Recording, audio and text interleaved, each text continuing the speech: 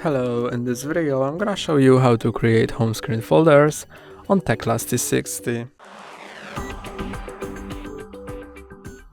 To create a folder like this one, press and hold on an app you want to add to a folder and drag it over another app you want to add to that folder.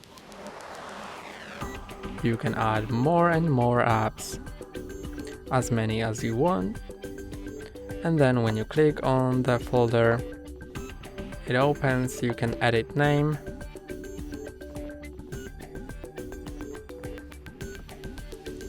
and you can, when the folder has many apps, then you will be able to scroll through pages of that folder. So you can move apps from folder between different folders like that. See that I can drag it over that folder to add it to that folder. You can see that when it has more than 9 apps, I can scroll through the pages of the folder.